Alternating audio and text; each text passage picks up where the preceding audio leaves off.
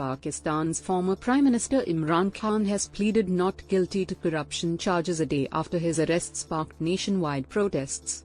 8 people have died nationwide in the protests and about 1,000 have been arrested, police say. The army is being deployed in some areas, and has issued a stern warning after crowds attacked its properties. Mr. Khan's arrest dramatically escalated tensions between Mr. Khan and the military at a time of economic crisis. Conviction would disqualify the former cricket star, Prime Minister from 2018 to 2022, from standing for office, possibly for life. Elections are due later this year. 1. Why was Imran Khan arrested?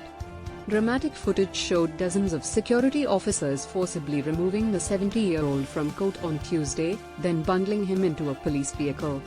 There is tight security at the police guest house where he is being detained, which is also serving as a courtroom.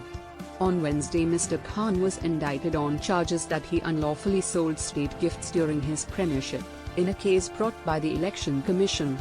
He denies the allegations and says he fulfilled all legal requirements. Media caption. Watch, peacocks abducted as Khan protesters damage army sites. It was the first of dozens of cases against him in which he has been formally charged. For months he had avoided arrest, with his supporters at times fighting pitched battles with police to keep him out of custody. Tuesday's arrest was based on a new warrant for a separate corruption case, connected to the alleged transfer of land for Al-Qadir University, near Islamabad. The judge remanded Mr. Khan in custody for 8 days in this case.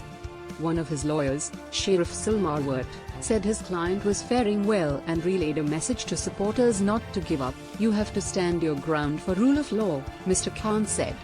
His Pakistan Tehreek-e-Insaf (PTI) party said it would challenge the legality of his arrest in court.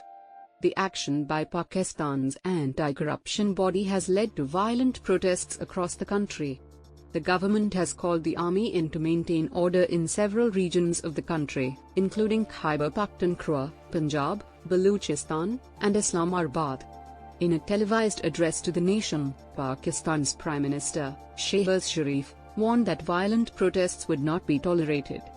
The perpetrators who take the law into their own hands will be dealt with an iron hand, he said. Extraordinary scenes on Tuesday evening showed Mr. Khan's supporters ransacking the Corps commander's residence in Lahore, smashing chandeliers and making away with peacocks, among other things, which they said were bought with citizens' money.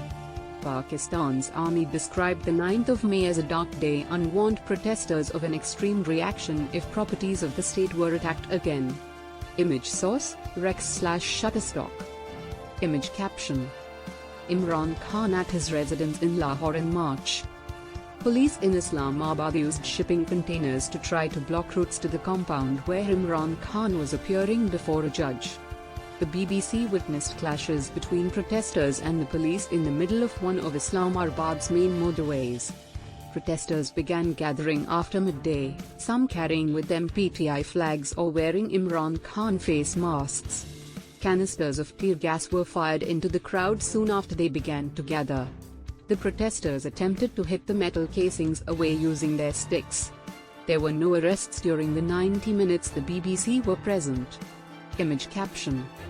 Police used tear gas shells against supporters of Imran Khan.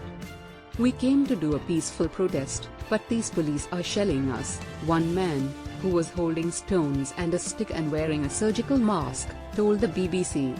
Until our death we will continue this protest or until they free Imran. Otherwise we will shut the whole country. Mr. Khan was ousted last April, less than 4 years into his term as Prime Minister. In November, he was shot in the leg while campaigning among crowds in the city of Wazirabad. He has accused a senior intelligence official of carrying out the attack, an accusation strongly denied by the military. A day before his arrest, the military had warned Mr. Khan against repeating the allegation. Mr. Khan's party says he faces more than 100 court cases, which he says are politically motivated. His supporters argue that the current government wants to bar him from contesting general elections due in October. Dr. Shireen Mazari, the former Minister for Human Rights in Mr. Khan's PTI government, told the BBC that the way Mr. Khan had been detained amounted to state abduction. "We don't expect even the military to abuse the sanctity of the court in this way," she said, adding that people in Pakistan were seething with anger at the way he had been treated, as well as wider economic problems. However, Islamabad's High Court declared the arrest legal. Image source: Getty Images. Image caption: Policemen stand guard along a roadside in Karachi. Mr. Imran Khan will face the law. If innocent, he can contest the election. But if found guilty of corruption, he will have to face the consequence of that, Minister of Planning Ahsan Iqbal told a press conference on Wednesday.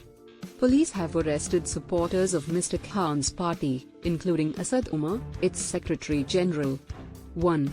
The cricket hero bowled out as Pakistan's PM. 2. Polarized politics are tearing Pakistan apart. Mobile internet services remain heavily restricted across the country. Pakistan's telecommunication authorities said they had suspended services on instructions from the Interior Ministry. Schools also remain closed, some highways have been blocked and there is little traffic on roads in major cities.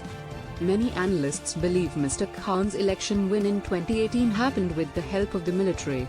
But amid a growing economic crisis, observers say he fell out of favor with the powerful military, the crucial behind-the-scenes player in nuclear-armed Pakistan.